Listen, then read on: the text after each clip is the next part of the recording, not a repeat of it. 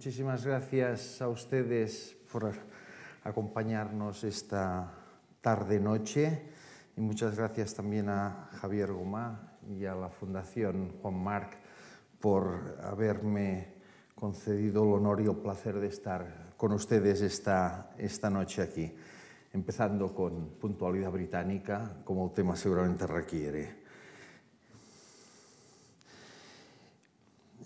Quiero compartir con ustedes una serie de reflexiones, como anunciaba Lucía ahora, sobre cómo se dio a ver una atmósfera de época. Y me gustaría empezar leyéndoles unos versos. ¿Cuáles son las raíces que se aferran?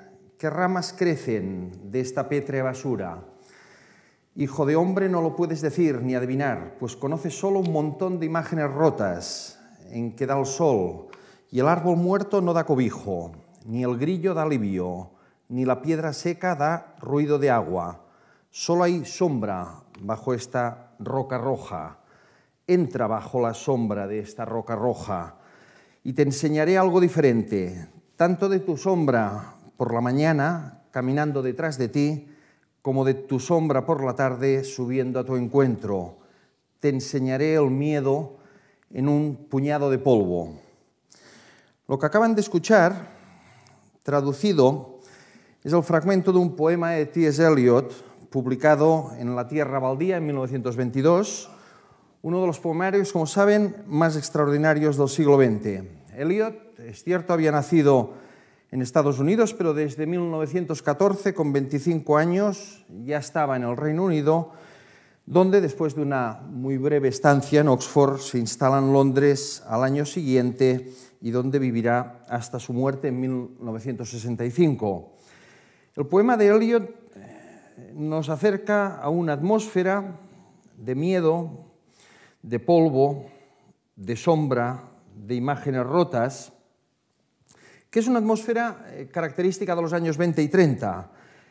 Debe recordarse que en torno a 1933, una de las fechas fatídicas del 20 en Europa, en Gran Bretaña la gente recordaba la Gran Guerra, la primera, no como un episodio heroico, sino como un cementerio.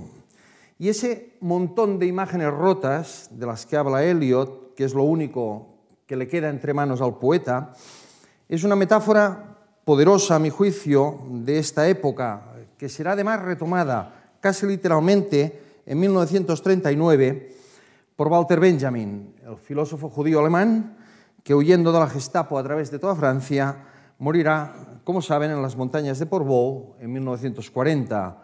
Walter Benjamin hablará en uno de sus últimos textos de una catástrofe única que amontona sin cesar ruina sobre ruina. Europa, después de la Gran Guerra, la primera, es, como saben, un mundo desquiciado, abrumado por el horror vivido y por una brutalidad bélica desconocida hasta entonces. Y esta atmósfera marcará a toda una generación. Este es el mal aliento de una época, por decirlo con palabras de John Ashbery. Y es que la guerra no lo es todo. Cuando llegue, en 1939, al final de estas 2 décadas inciertas, vendrá a instalarse en esta atmósfera que ya entonces está completamente podrida. Y es que algo muy radical, y luego además sabremos que muy trascendente, se estaba larvando muy lentamente durante estos años. Y los versos de Eliot que hemos leído, sin duda, serán, además de todo, premonitorios. El propio Eliot, cuando 20 años después escriba un verso terrible, en mi comienzo está mi fin, tal vez está reconociendo eso que solo retrospectivamente puede comprenderse. Ahí está ya, en estado germinal, lo que va a conducir al cataclismo a toda una generación. Aparte de otras cosas, una cierta idea de Europa va a acabarse con todo ello.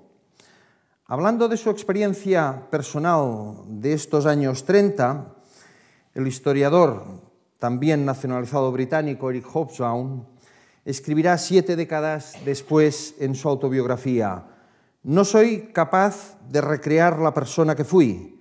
El paisaje de aquellos días permanece sepultado bajo los escombros de la historia universal. Hobsbawm tenía 22 años al empezar la guerra y ya estaba en Londres. Había nacido, como recordarán, en Alejandría y había pasado su infancia en Viena y en Berlín, pero se trasladó con su familia a Inglaterra en 1933, de nuevo la fecha fatídica, año del ascenso de Hitler a la Cancillería del Reich. También estaban en Londres, entonces, cuando fuera a empezar la guerra, algunos de los artistas que nos van a acompañar hoy. Por supuesto, Francis Bacon, el mayor de todos ellos, con 30 años al principio de la guerra, antes de la fotografía que están viendo, evidentemente. Instalado desde que tenía 20 años en Londres, huyendo de la violencia y de la incomprensión de Irlanda, pronto haría en Londres su primera exposición individual. Era 1934, una exposición de muy pequeño formato, con 13 obras, la mitad pinturas y la otra mitad guays y dibujos. Allí expuso esta composición y, sobre todo, 3 crucifixiones, una de las cuales me gustaría que vieran. Son las primeras de un tema recurrente a lo largo de los años. Bacon repitió a menudo que consideraba el tema de la crucifixión como una especie de autorretrato.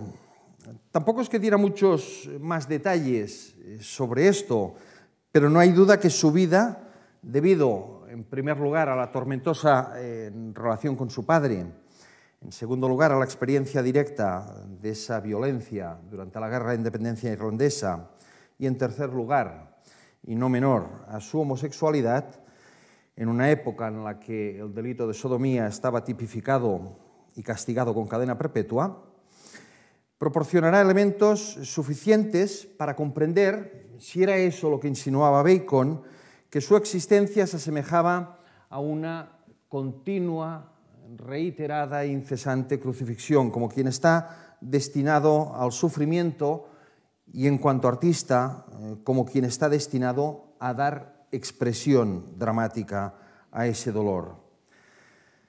Me pregunto si pensaría además que con ello, aparte de esta experiencia estrictamente biográfica, ¿no estaría rastreando también en su conciencia de la vida humana como una experiencia de sufrimiento, de violencia y de muerte? En cualquier caso, no hay duda de que buena parte de los artistas continentales lo sintieron así y que hicieron de sus obras durante este periodo el testimonio de un insólito estupor, por utilizar la expresión con la que lo piensa mi admirado Valeriano Bozal. El mal aliento de la época que llena de dolor y de violencia las telas de toda esta generación, aunque no se refieran directamente, explícitamente a los acontecimientos y que, sin embargo, estos acontecimientos son en el fondo el suelo del que todas estas obras durante varias décadas se van a nutrir. La historiografía tradicional interpretó el arte a partir de los años 30 y 40 en términos estilísticos, en términos formales, como si efectivamente se estuviera revolucionando un cierto tipo de lenguaje. Pero si le damos la vuelta al tapiz, por emplear una imagen muy poderosa de Dory Ashton, descubrimos por detrás, por debajo, una maraña de hilos que conectan el arte, por una parte, a la tragedia de los acontecimientos y, por otra parte, a todas las otras manifestaciones culturales. De hecho, en este periodo de entreguerras, durante el cual surgen el fascismo, el nazismo y el comunismo soviético, aparte también del expresionismo alemán, se anticipan la visión de los horrores de la Segunda Guerra Mundial, que todavía no han tenido lugar. El arte, podríamos decir, se vuelve premonitoriamente siniestro, premonitoriamente violento. Y los artistas son, en cierto modo, las víctimas proféticas que anuncian cataclismos que para nosotros ya ahora tienen nombres propios: Auschwitz, Hiroshima y, por supuesto, después el equilibrio del terror.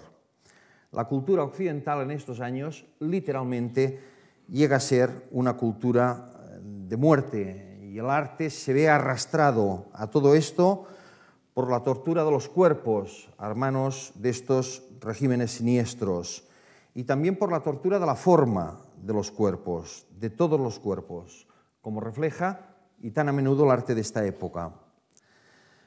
Bacon, sin embargo, tras aquellas obras que veíamos, con la excepción de esta rareza de 1936, abandonará completamente la pintura hasta 1944, ya hacia el final de la guerra.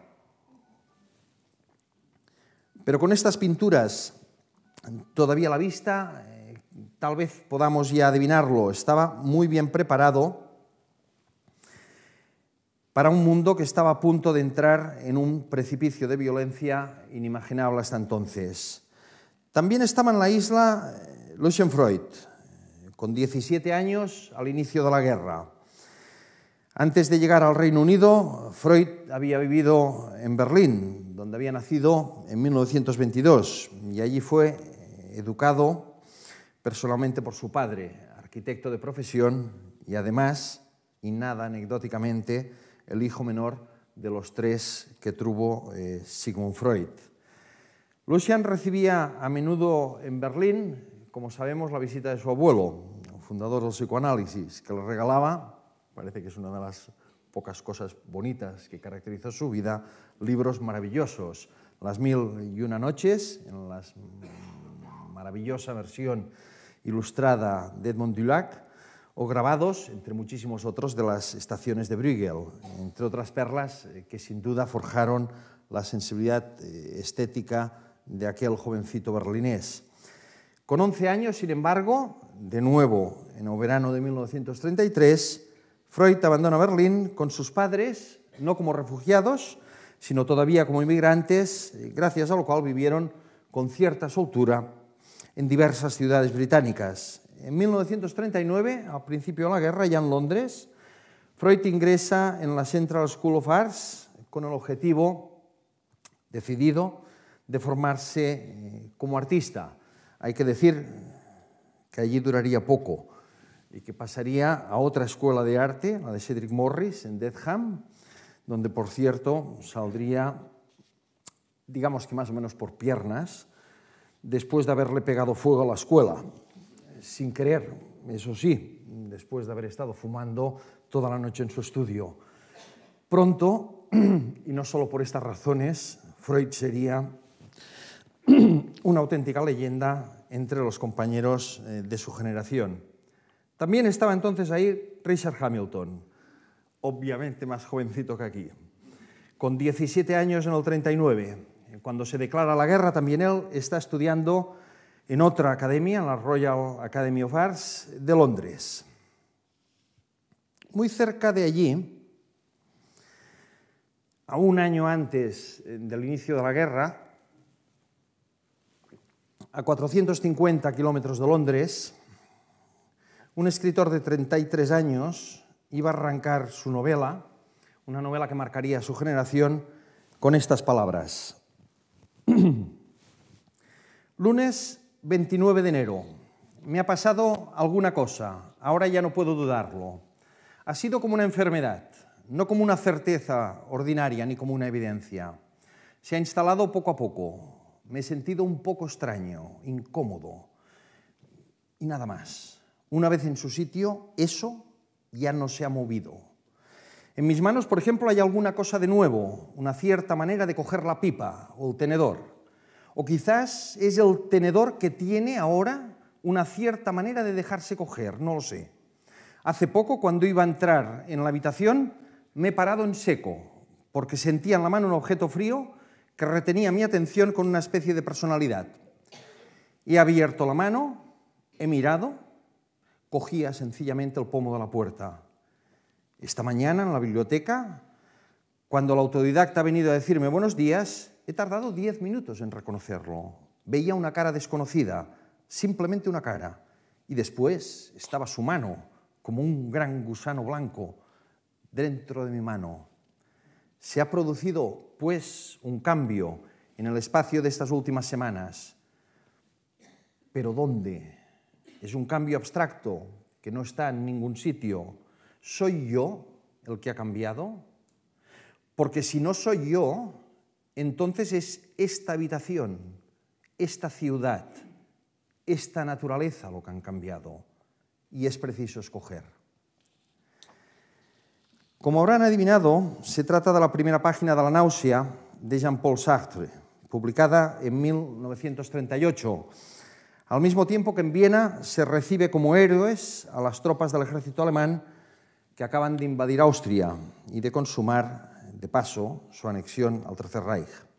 Sartre, en La náusea, a través de la escritura de esta especie de alter ego, Roquentin, deja testimonio de su perplejidad, de su parálisis, y ofrece la memoria, y eso es importante, de una existencia que comprende que ya no puede comprender, que comprende que las cosas se le escapan hasta perderse entre las manos y ante los ojos, como la arena de la playa entre los dedos.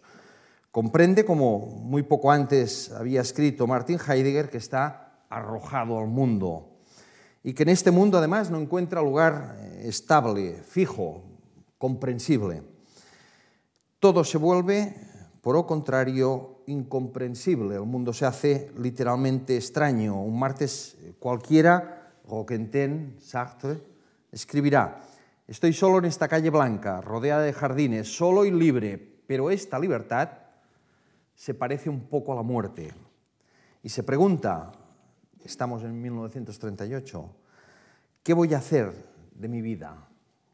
Y solo puede contestar: lancé una mirada ansiosa a mi alrededor. Presente, nada más que presente. El pasado ya no existía, en absoluto, ni en las cosas, ni en mi pensamiento. En realidad, acaba, ya había comprendido que mi pasado se me había escapado de las manos. El Roquentin de Sartre nos sitúa de lleno en un malestar de la preguerra, al final de los años 30, eso que él llamaría la nausée, la náusea, y que uno de los más grandes filósofos del siglo XX, Manuel Levinas, que será el primero que hable de eso, llamará la malaise, el malestar, diciendo que ese malestar, esa náusea, es una situación límite. Levinas decía, la conciencia de que il n'y a plus rien à faire, ya no hay nada que hacer.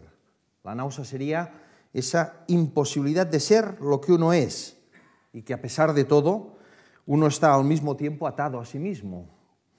En la náusea el tiempo, podríamos decir, se detiene, y se detiene porque el pasado se ha vaporizado y el concepto mismo de futuro ha dejado de tener sentido.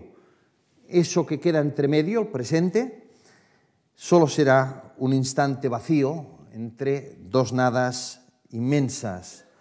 A mi juicio, tal vez la formulación filosófica más precisa de ese mal aliento de época del que hablábamos. Apenas 2 años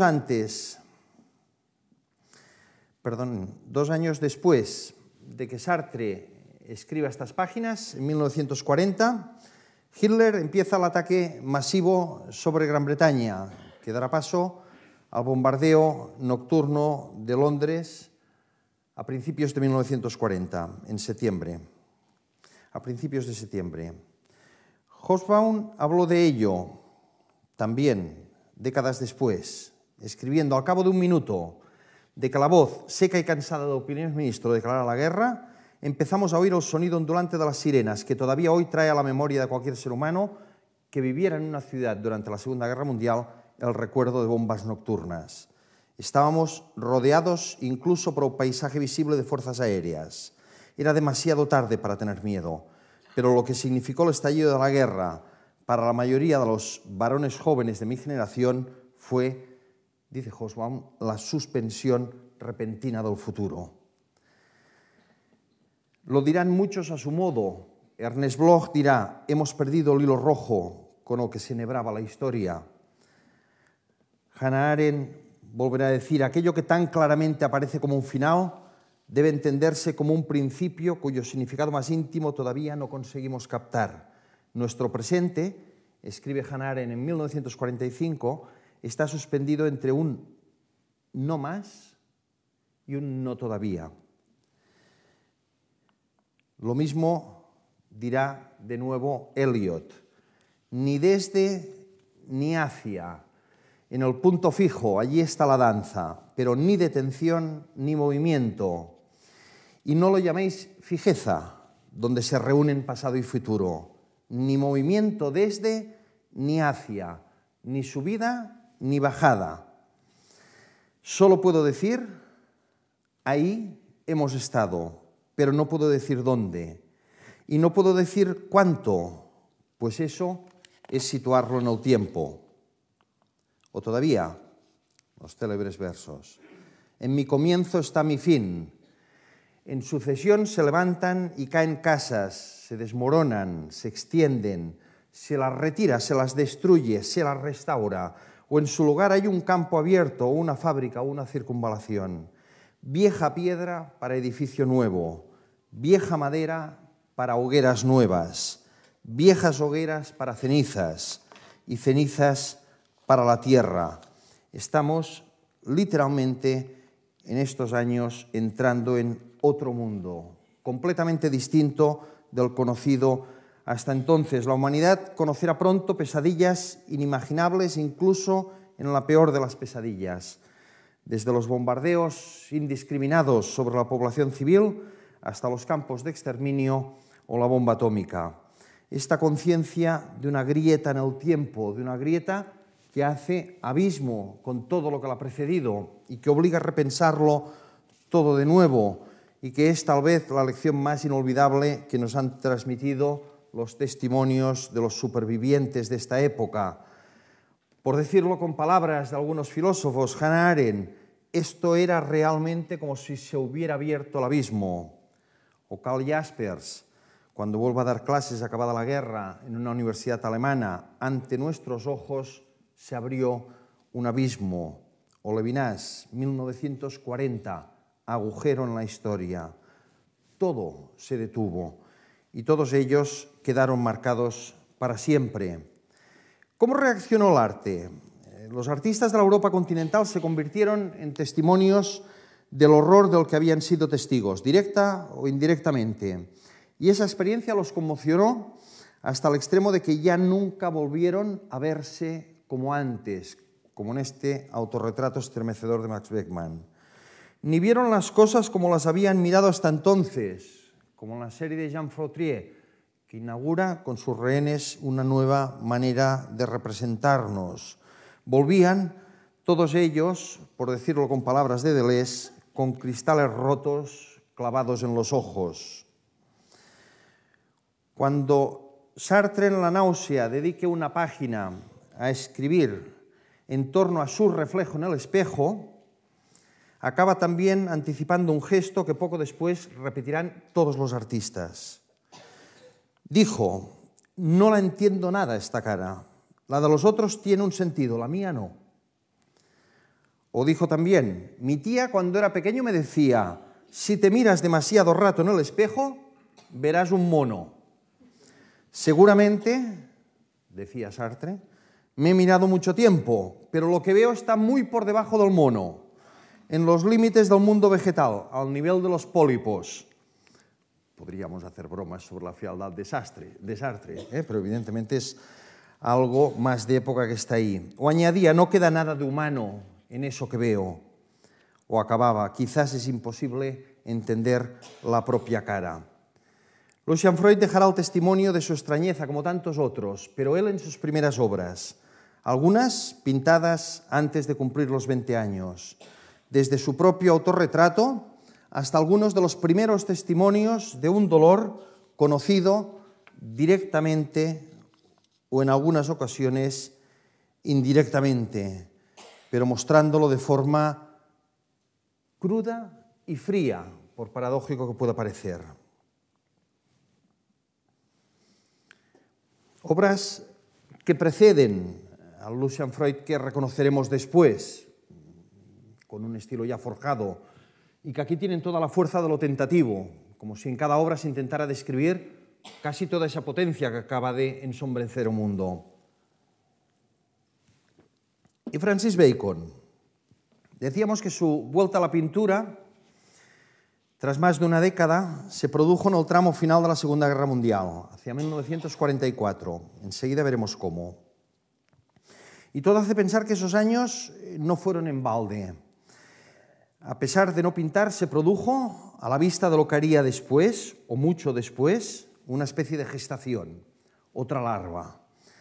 Él no participó directamente en la conflagración en primera línea del frente, como saben, debido a un asma crónica, por la que se le declaró además no apto para el servicio. Pero es indudable que Bacon era muy sensible al sufrimiento que lo rodeaba y que vivió, este sí en primera persona, en Londres, casas destrozadas por los bombardeos, con habitantes sepultados bajo los escombros, mutilados o heridos, y eso de lo que nunca dejó de hablar, el miedo, las alarmas antiaéreas, los refugios antibombardeos, la incertidumbre ante el futuro. Bacon se ofreció como voluntario para Defensa Civil y trabajó en una especie de servicio de precauciones contra ataques aéreos, ayudando a la defensa de Londres frente a los ataques de la aviación alemana. Conoció el ataque desde esa primera línea de frente en la que ya en la Segunda Guerra Mundial, después de la experiencia de la Guerra Civil, se convierten las ciudades.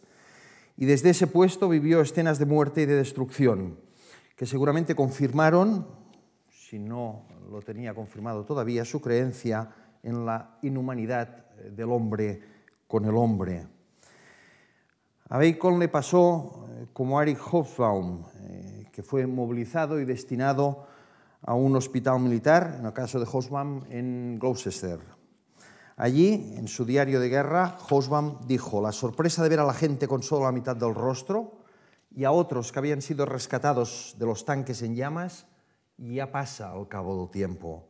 De vez en cuando todavía llega alguien cuya mutilación tiene un aspecto tal vez más repugnante y contenemos la respiración cuando nos dirigimos a él, por miedo a que pueda leer en nuestras caras la repulsión que nos produce.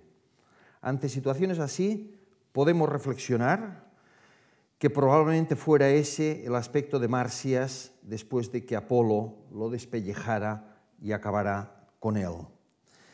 En esta atmósfera, en su estudio de Cromwell Place, Bacon pintó hacia el final de la guerra el tríptico titulado Tres estudios de figuras junto a una crucifixión.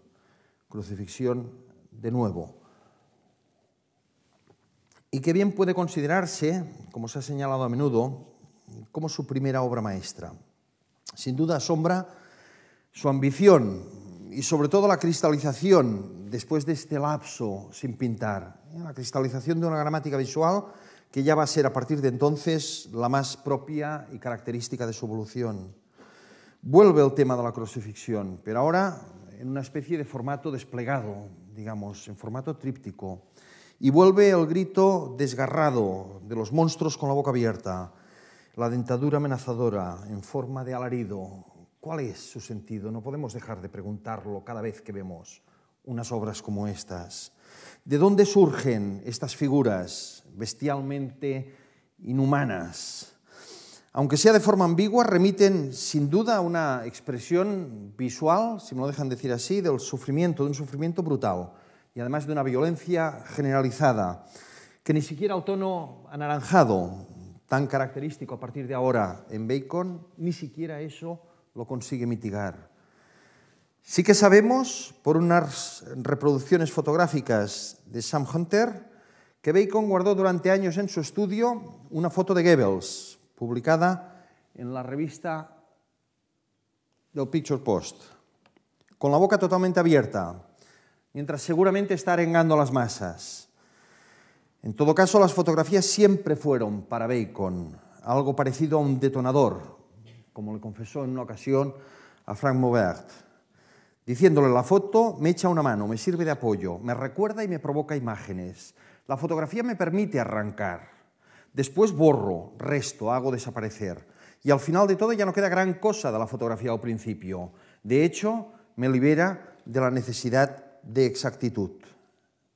Pero ahí está, de nuevo, insistente, el grito. También están, por supuesto, Picasso, de quien Bacon visita una exposición en 1938, también con dibujos y collages, y evidentemente el Guernica, que aunque no sea demasiado recordado, estuvo en Londres, también el mismo año, en el 38, y que Bacon absorbió el Guernica con intensidad, a pesar de no contarse entre sus obras predilectas de Picasso.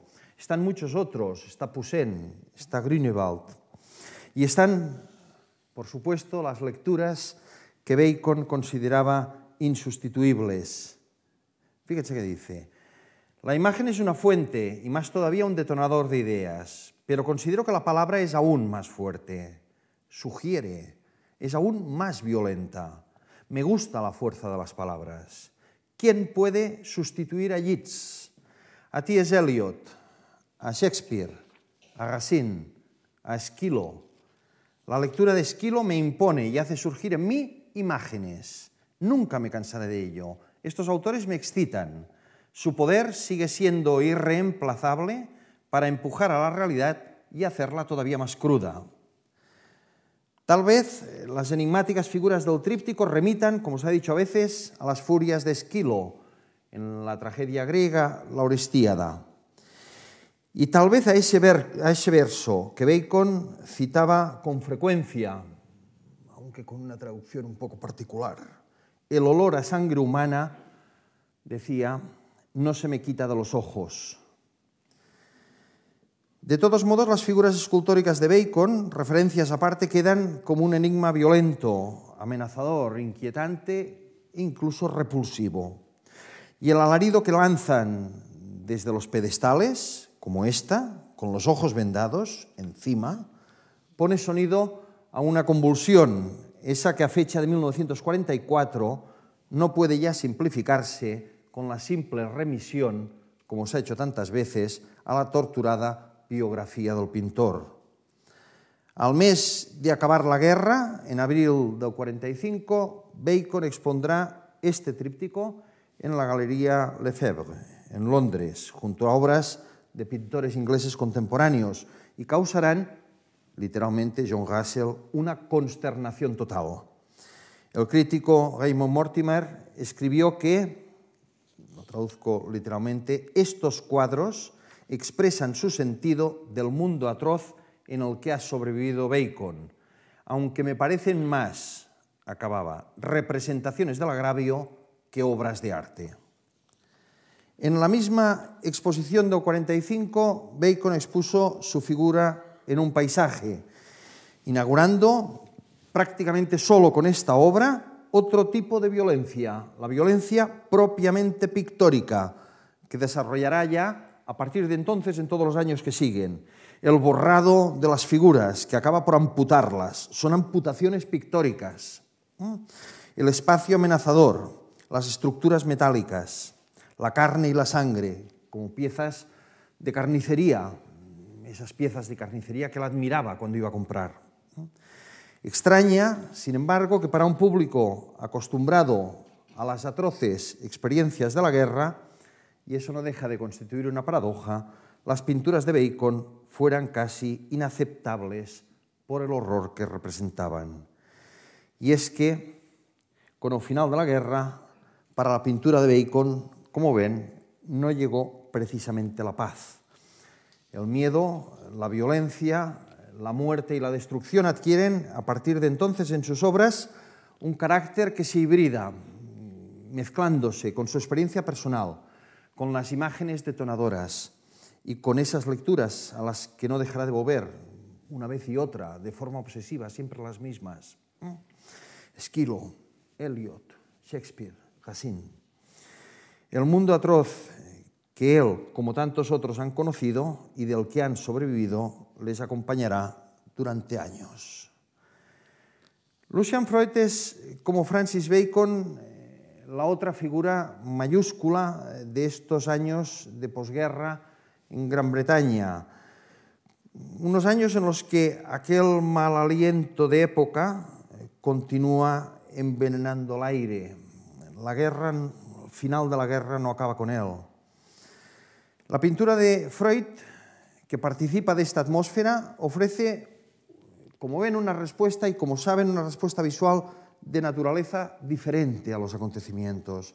Sus figuras parecen estupefactas, paralizadas por una extraña inquietud que aflora incluso en el tono de la piel y que les hace abrir los ojos de manera desorbitada, como si quisieran casi saltar de las cuencas. Pero la mirada es fría, casi gélida. Como personajes, uno se atrevería a decir, secos de pasión, secos de sentimientos. En unos años, además, lo sabemos que son de austeridad y de privación, años en los que la vida se juega, como dijo Michael Pepiat, en cómo afrontar los días con un pequeño huevo en polvo, una ración de queroseno para la estufa y un abrigo raído. Permítanme recordarles que estamos ante las obras de un joven de 20 y muy pocos años, que se está forjando en las circunstancias a las que hemos aludido un estilo original y refrescante, no hay duda, hecho a la medida de un talento prodigioso, pero en las que a pesar de ese estilo, aparentemente poco elaborado, casi de dibujos inocentes en la forma, no habría que tomar demasiado en serio esa cita del propio Freud, a la que se recurre a menudo, yo pienso que injustamente, en el sentido de haber empezado, y ahí la cita, sin ninguna aptitud natural para el arte en cualquiera de sus manifestaciones. Como dijo John Richardson, historiador y crítico del arte y sobre todo amigo suyo, Freud, diciendo eso, lo único que hacía era lanzar una ñagaza para contrarrestar la jactancia con la que su madre pregonaba sus proezas. Su modestia a la postre resultó más eficaz, sobre todo porque era falsa. Todavía no está aquí Lucian Freud del desnudo y de los cuerpos que conoceremos después, pero sí que está ya aquí toda la vulnerabilidad de unos cuerpos que, aunque vestidos, parecen completamente abandonados, vulnerables en sentido estricto, tan impotentes como lo serán más adelante.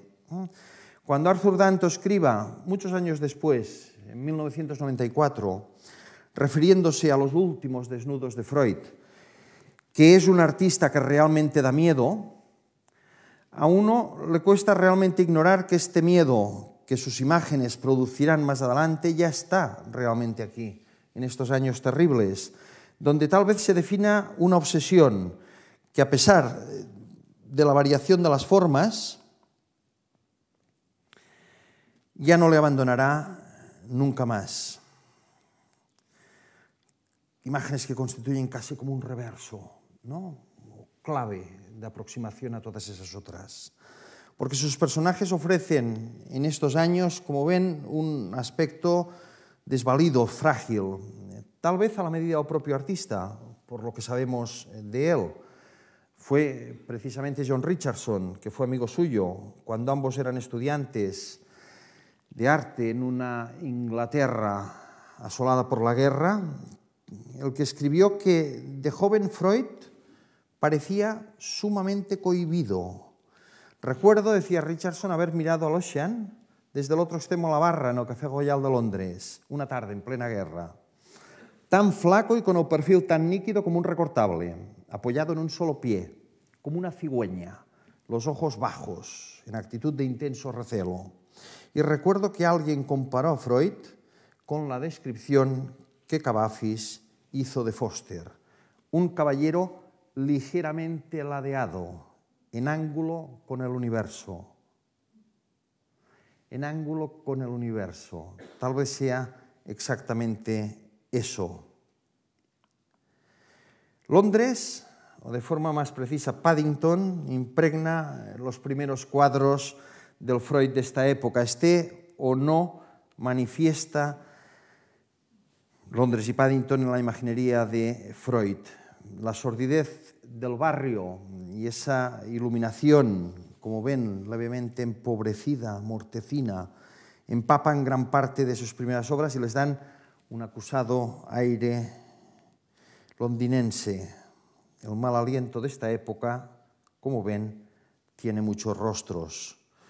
Todo ahí es autobiográfico y todo es un retrato dirá en una conferencia de 1953, y añadirá: los pintores que utilizan la vida misma como tema de sus obras, que trabajan con el objeto delante o que lo tienen constantemente en la cabeza, lo hacen para traducir literalmente la vida en arte. El pintor así hace que sean reales para los otros, acaba, sus sentimientos más profundos sobre todo aquello que importa. Sin embargo, durante años, entre los números de teléfono escritos en la pared y las manchas de pintura repartidas por el suelo, la pared y el techo de su estudio, Freud había escrito en carboncillo: el arte es huir de la personalidad. Todo autobiográfico, dijo, y sin embargo huir de la personalidad. Podría parecer contradictorio, pero en realidad tal vez ahí está el núcleo de la batalla de Freud, y no solo él estos años.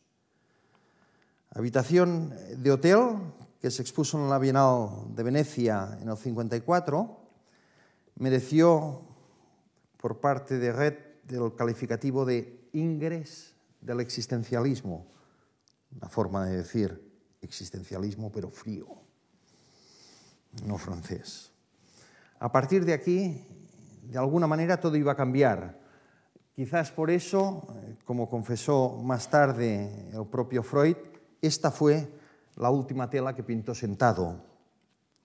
Una vez me levanté, dijo, ya no volví a sentarme nunca más. Seguramente por eso lo que pintará después es tan distinto de esto. Y por eso tal vez quería que vieran otras dos obras de Freud, a las que además él tenía en muy alta estima y que podrían parecer un contrapunto extraño a lo que estamos planteando. Una es Membrillo sobre mesa azul, del 43-44, y la otra, de los mismos meses, La habitación del pintor. Tonos, como ven, más bien alegres. Uno diría que no del todo acordes, ¿no?, con esa atmósfera tenebrosa de estos años. Por otra parte, elementos mínimos, al estilo de una naturaleza muerta, desparramados por el espacio de la habitación, sin que haya demasiada relación, o ninguna, entre ellos. Una heterogeneidad más manifiesta todavía por la presencia en los dos cuadros de la cabeza de una cebra. Una cebra.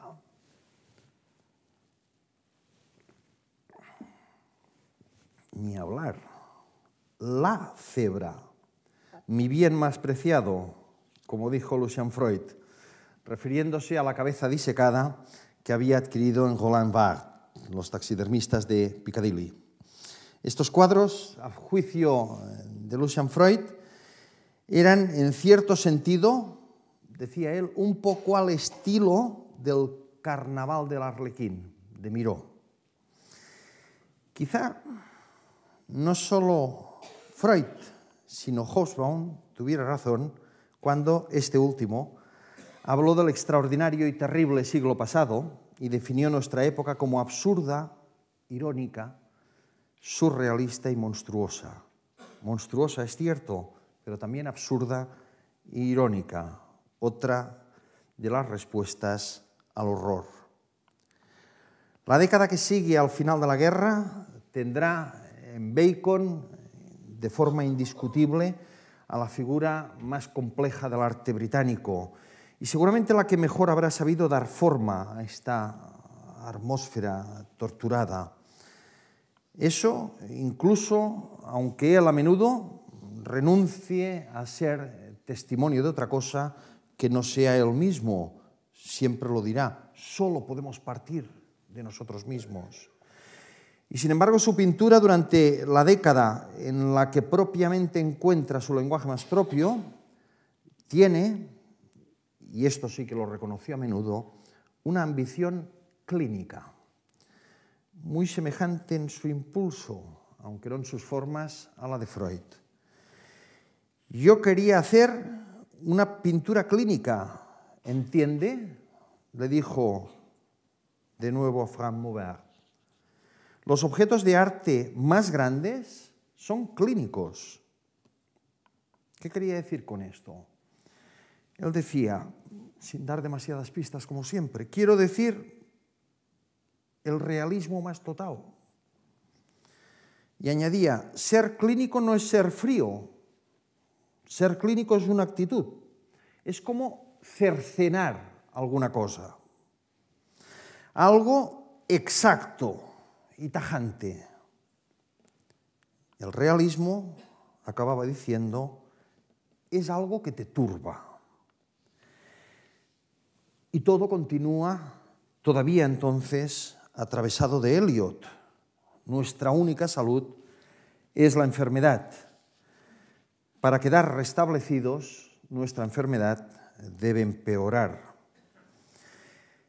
Y en torno a Bacon y Freud, a menudo a su sombra, otros participarán de este impulso. Un impulso que pretende dar forma visual al todavía mal aliento de su época. Empezando por Michael Andrews, o por supuesto Frank Auerbach, o Leon Kossoff, o Kitaj.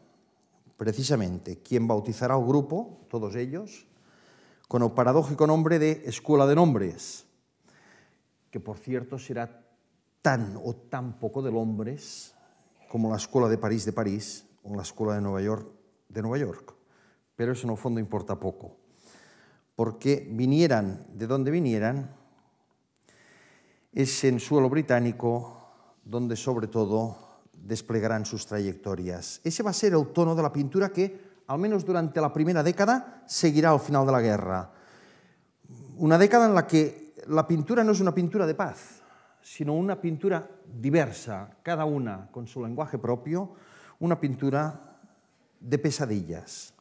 El mal aliento de la época está todavía ahí, ahora casi como el estertor de un moribundo, como en Eliot. Oh tiniebla, tiniebla, tiniebla, todos entran a la tiniebla. Los vacíos, espacios interestelares, lo vacío en lo vacío. Y todos vamos con ellos al silencioso funeral, al funeral de nadie, pues no hay nadie que enterrar. Todo ello tendrá una inflexión poderosa en 1956. Donde coincidirán varios factores que introducirán algo que es más que un matiz esencial. En realidad, para Eric Hobsbawm, que hoy con Eliot nos ha servido de guía, lo que sucede en 1956 es capital. Escribiría décadas después. La historia de la isla durante el siglo XX se divide abruptamente en dos mitades. Para explicarlo con una sola frase, en el antes y el después de dos impactos simultáneos que supusieron Suez y el rock and roll. Prácticamente toda generalización, añadía, acerca del país al que llegué en 1933, deja de poderse aplicar a partir de 1956. Con Suez, fundamentalmente, el canal nacionalizado por Nasser, que dio lugar a la guerra del Sinaí y, como saben, a la primera huida o salida derrotada del ejército británico con el francés, manifestando un nuevo equilibrio en la zona. Gran Bretaña, dijo Hobsbawm, ya no era un gran imperio ni una potencia mundial. Y después del 56, después de lo de Suez, nadie creía que lo fuera. El cambio político-ideológico que siguió, acaba Hobsbawm, el factor nuevo que lo produjo fue el fin de los imperios, aunque en Gran Bretaña este hecho no se hiciera patente hasta los años 60. Ahí, justamente en 1956, se ubica Richard Hamilton. Otro ambiente, cambio de atmósfera, la del Independent Group. Más que un movimiento artístico, en realidad un grupo variopinto de estudio que a principios de los años 50 en Londres aglutina artistas, arquitectos críticos para investigar, en forma casi podríamos decir de debate, las relaciones entre arte, arquitectura y diseño modernos. De ahí formaron parte artistas de tanto talento como Hamilton o Paolozzi. En el 56, en Londres, se celebra la exposición This is Tomorrow, esto es mañana. Fue la culminación y la presentación en público con todas las galas de todo este trabajo de investigación, que además, aparte de otras cosas, supuso la primera gran hibridación de la alta cultura con la cultura popular y que constituyó precedente y o precursor más claro, más explícito, más contundente de lo que muy pronto se denominaría el pop art británico.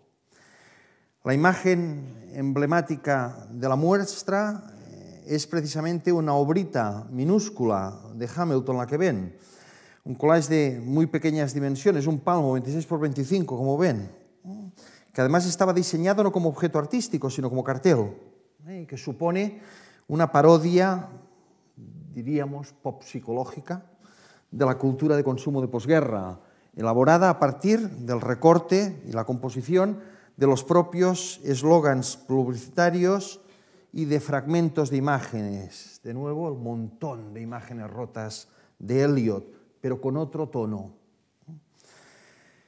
Interior doméstico, como ven, dos figuras contemporáneas. Perdonen.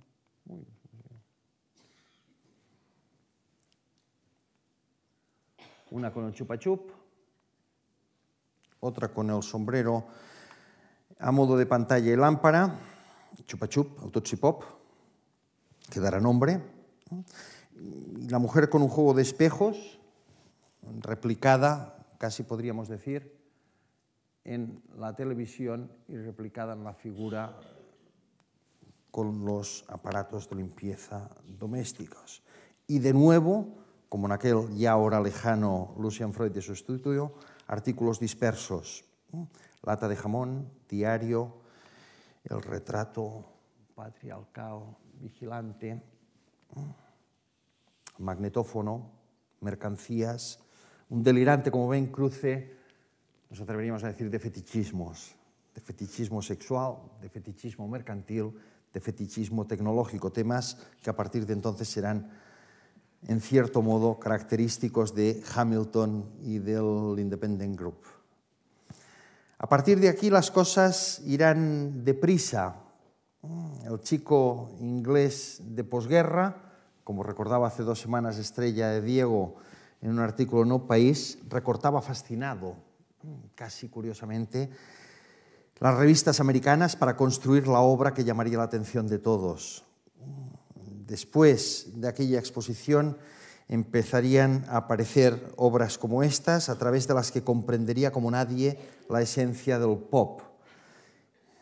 Popular, barato, sexy, inteligente y un gran negocio. Hamilton, curioso, otro gran clínico, diferente de Bacon en lo que mira, claro, y diferente en lo que ve.